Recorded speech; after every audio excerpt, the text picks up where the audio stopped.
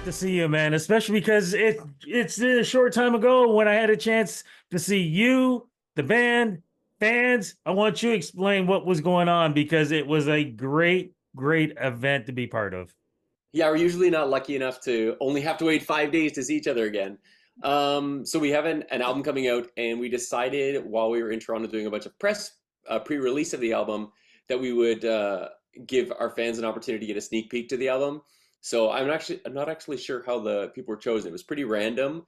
Yeah. 'Cause I think it was a secret thing. So I think our label just reached out to people randomly, and then they just came into this cool venue. We're at Warner Music, and they hosted it really well for us. And then we got to answer some questions and hang out with some fans, take some pictures, and then also let them have a listen through the album start to finish, which is weird when they haven't heard it. We've done this a few times, but it's always weird. You're like looking like, oh my god, are they liking it? Are they liking it? And Yeah, they seem to like it.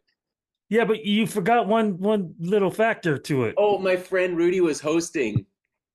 There we go. Yeah. Man, that Well, was you're the so. reason it went so well. Oh no, thank you. That was so much fun, and especially because I was telling people, and I was trying to remember. I must known you guys for at least 20 years. Gotta be. Yeah, probably we met 2006 at the MMVAs.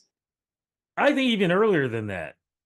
2005? We weren't Maybe we weren't really out to Ontario until summer 2006, it and would then have to be we did 2006. 2007 MMVAs. But maybe we met in 2006 or something, somewhere along the way. I It's been a definitely know while. it was. Yeah, it's been a while. I know it was definitely before the MMVAs. Okay. But for me and folks who don't realize this, the MMVAs became such a tradition with you guys because if there was ever a red carpet entrance, you guys were the kings of kings on that, man. How much fun did you guys have doing that? We had a lot of fun. We're like, okay, every year around April, we'd be like, what's the best possible entrance we can do? And then we'd send all these ideas to the label, like, you can't do that. Like, we're like, what if we rode in on ostriches? And they're like, you can't do that. Too dangerous. You're like, probably for us too. What about the fans? And then it's like, what if we zip line from the CN Tower? Like, obviously, some of it's all the way up. What if we rappelled down from a helicopter as spies and then ripped off our outfits and voila, it's us in tuxedos, like like something you'd see in an Arnold Schwarzenegger movie or James Bond or something. So we would just start with all the craziest ideas and then just go from there, and then like really breaking the mold with things like let's do pretend we're water skiing behind a boat. Like it's Uh just go way out there. I kind of miss those days, but I Me always too. keep thinking to myself too, and correct me if I'm wrong, the members of Marianas Trench. This is the original members? Yeah, so the first album was out 2006. I joined a little before that. I was the new Yeah, guy back then, right. but it's been us. It's been the same three of us for decades. What is it about the magic for that you guys being together like this? It's a good question. I think as far as a functioning group, we all have slightly different aptitudes, areas of strength. Josh clearly is the creative guru and comes up with the bulk of this musical idea, like all of it. And then we support him in that. And then when it comes to like running the business side, in the beginning, I was very like, okay, Matt was logistics. So Matt was good at like hotels and I was good at merch and making sure we had 50 bucks in the bank for gas. And Ian was good at a sort of a little bit of everything, and also being he's always a really good liaison with the label. So I think that was part of it. I think as far as respecting each other, we've always been patient, understanding, and realizing that, especially over time now, I think we realize we're growing and changing. So when people are going through parts of life where they need support, we're there for them. When they need to be a little quiet time, especially when you're on the tour bus for 40 days in a row, and somebody you could just sense their energies off. It's like, hey man, you good? And they're like, yep. And if they don't want to talk about it, they'll just take their own space. And if they do want to talk about it, you're like, what's up? And let it go. And we're not too hard on each other. We play around and we fool around, a little bit of picking here and there, but nothing too nothing with too much teeth. Does separating and working on your own projects, because I think the last time you and I spoke was an album release that you personally did. We did over Zoom. And if I remember correctly, you were at the airport I was in when we Vegas. did this Vegas, when we did the interview. Does doing your own projects help mentally and for the band itself? Because it's not like you're overlapping each other all the time. You get to express yourselves in your own way. Yeah, it's funny. Matt has put out a couple things. Josh did that album. I did that EP, and for me, I can only speak for myself. It was in that sort of COVID gap when you're all stuck working at home, and I realized Yeah. staying at home and doing not much wasn't going to work for me, so I had to do something. And when you join the band, because Josh is such a creative force, I kind of like turned off the faucets because I was in another band before that, and we would co-write and make stuff. And then I was like, oh, what if I just like turn that on again and see what happens? I was like, oh my god, I have all these ideas. So it was really satisfying. It kind of reinforced, it gave me a little confidence, made more confidence in myself, and being able to grow a bit, by challenging yourself and not having the crutch of Josh as the producer. And there's a lot of learning, like how do I do this? There's a lot of how do I do this. Um, but I think Josh put out this really great album as well. And there were times though when he was getting ready for it, and we were still recording some of this stuff for the next album. And he's like, "Man, it's a lot harder without you guys because we do a lot of those other things like I was talking about, like logistics and planning and crew and that kind of stuff." So I don't know. I think we value each other more. We realize how much we contribute when you're away from it, but you also realize kind of round yourself out a little bit more as a human when you're working on your own sometimes. Yes, very true. And you guys put out great stuff separately, but together, you guys put out immense great music. And that's what we're going to talk about now. It's why I've got the t-shirt I on. love it. So let's make this part official. What is the name of the new album and how does it represent the band today? The album is called Haven. It is based on Joseph Campbell's, like Josh got the inspiration from Joseph Campbell's novel, The Hero with a Thousand Faces, which is a study of many, many, many epic stories. I think he wrote it in the 40s. So before then, and then if you look at all these like movies and shows and books and stuff from that point onward as well, there's they're called the hero's journey, essentially a plot point series of events that happens in almost all of these great stories. It really is like I was even thinking about something that's like Made in Manhattan with Jennifer Lopez today. I was like, does Yeah. that follow it? And I was like, oh yeah, they've got the mentor and there's the crossing the threshold. I'm like, are you kidding me? It really is a pretty clear blueprint to so many great stories, whether they're light or heavy. So the point was, Josh is like, I wonder if you could do that in an album without a story or a movie behind it to support it.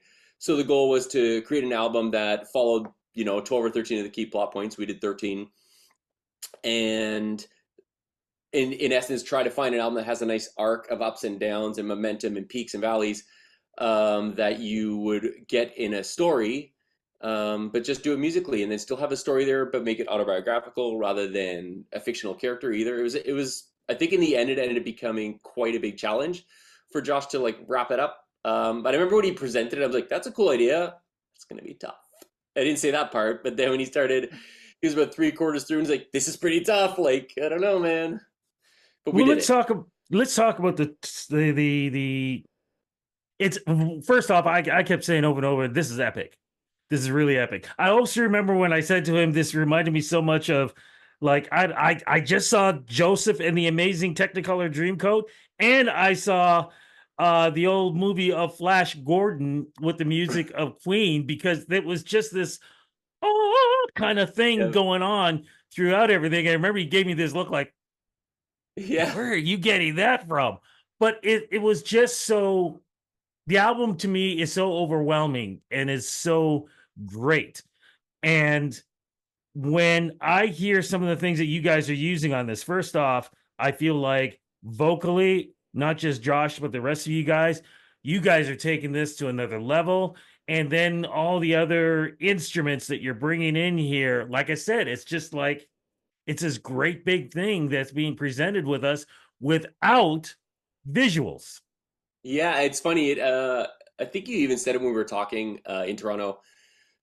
It feels like you can. It's very visual for an audio production. Like I feel like I'm seeing things when I listen to it. Like right away. Yeah. And I'm like, oh my god, we're running. We're in a forest. Where are we going? Like it feels like that right away.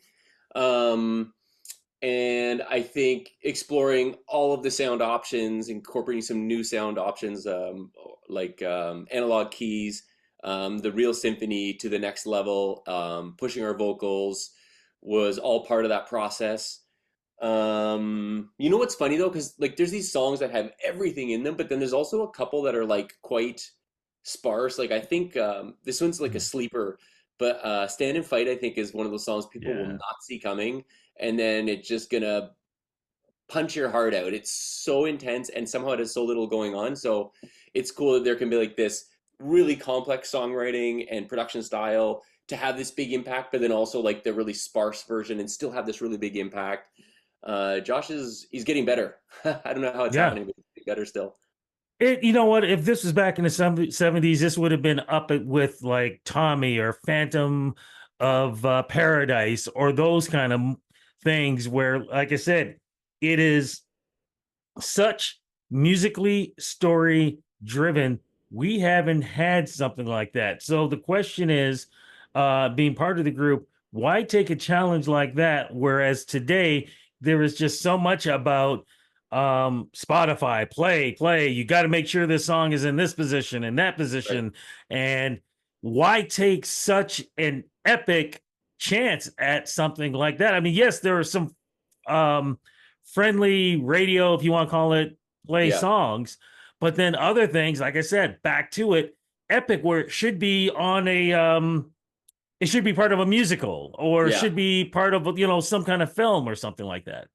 Yeah, it's funny. Like even with Masterpiece Theater, hence the name, we started going down that road. So the opening track and closing track were pretty ambitious, and there's a middle one that was like almost exclusive. It wasn't a cappella, but it felt like it. It was really, it always felt watery to me. I always pictured water for some reason. And then on Ever After, we're like, let's do that again because it's really fun to introduce a world, and whether it those particular album defining tracks are commercial or not, commercially successful or not. And often they end up being some of the strongest tracks, like on Spotify over Yeah. time or whatever. Um, it allows us to present a whole new experience when you come to see the show. It's different for us when we play it artistically with the album packaging, all these things. Like you could do more than just being like, hey, here's 12 songs that have nothing to do with each other, but they're catchy. Yes, exactly. Yeah. And instead, like we kind of always have a theme. I mean, obviously there are songs that are different styles within our realm. Um, it's funny, like Down to You is, I was like, oh, this is a rock album track. You know, nobody's probably gonna pay attention to it. And my son is like, I really like that new song you just put out. And I'm like, oh, really? And he goes, yeah, I think it's my favorite one. And then Emily's like, this is my favorite one of the new songs. You know. And then I'm like, really? I thought it was just like oh, by the way, there's this other song. And then my mom came over and she's like, I really like that new song. Like, I'm not queuing them up. She's like, I like it. I think I like it more than the other ones. I'm like, you guys crazy? Like, I didn't think it was gonna be one of the songs. So you never know. You never know which song is going to connect either, right? And I thought this was a deep cut album track, and now I'm like, it seems to be a lot of people's favorite. So I don't know. We just put it out there, and like in the last album, Phantoms, the highest streamed song on that album is "The Killing Kind," which is the longest song and the most ambitious and bold. So our fans appreciate it. Maybe you're not going to hear it on the radio, but that doesn't mean it's not actually connecting. Yeah, no, definitely. But what does connect is a tour, which is Yeah, what you guys are going to be kicking in very, very soon. yeah. Where are you guys going? And what is this, show gonna look like, especially when you have such an ambitious album that you guys are promoting? Yeah, so the tour starts on September 12th. It's like just over 2 weeks. It's getting really close. I'm a Yeah. little nervous because there's a lot to learn still. I'm practicing about 4 hours a day right now just to get all the vocals in, playing independence. You know what I mean? I think that's the hardest part. But I'm getting there, so it's all good. September 12th, Berkeley, California, San Francisco-ish, and then Anaheim, and then Arizona, Texas, Florida, and then works our way through the States for 27 shows. Then we take a couple weeks off and then start East Coast of Canada and go coast to coast Yes. in November to December. The show styling is going to be theatrical. Probably the most play-like we've done. The look of the stage Yeah. and everything, which I think is cool. And if you've seen the album art, which maybe other people haven't, but you probably have, it kind of feels like a Wes Anderson sort of movie style in a way. Like it feels like you're almost just watching a stage rather than a movie with this stuff. and we decided to make, instead of trying to make the stage look like a movie, we're trying to make the stage look like a stage, but like a play. So that's what we're doing, and then we're going to be just pouring our heart and soul out trying to sing these parts that are really hard to sing.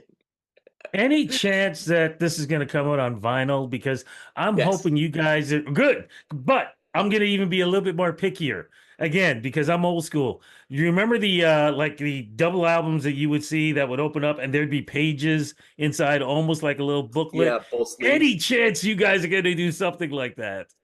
I think I saw a rough draft of the vinyl. It looks cool. It might be double disc because I think Yeah, the limit on one is 40 something minutes, and our albums are like 50 plus. yeah. Like Phantoms, I think we squeezed into one, but the two before that were on two albums, kind of thing, two vinyls. I can't remember what the art looks like, but I do remember thinking it looks really cool. There might be a surprise or two that I don't want to give away yet, but it's more than just open and look. Okay, great. As long as we got vinyl, I am so happy about this. Yeah, Look, man, that I might don't be want like to. December-ish or something. Yeah. No, I don't want to take too much more of your time because I know you're busy with the tour coming up and so much is happening. I just want to say though, first, it was an honor to have a chance to host and do the Q&A with you and the fans. It was Privilege is ours. so much fun for me. Thank you for the t-shirt. I got to make sure I Yeah, say oh my that gosh. too. Here's a shirt.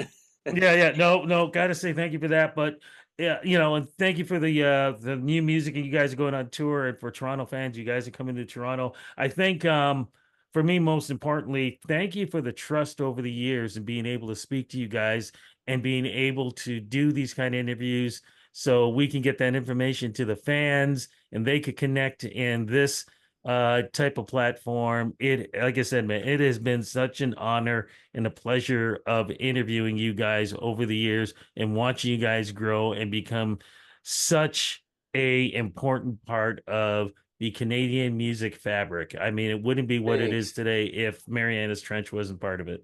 It's funny because it feels the same for us getting to see you. It's like I love having familiar faces over the years where it feels like, especially walking those red carpets, you're like, oh, home base. Like it feels like a place where you feel safe and trusting.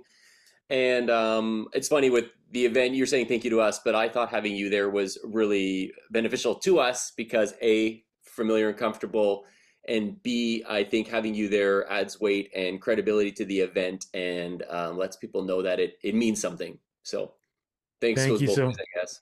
thank you so much. Like I said, man, have a great time on the tour. I'll see you guys when you get back here in Toronto. You love it. I love it. Yeah, I'll see you then.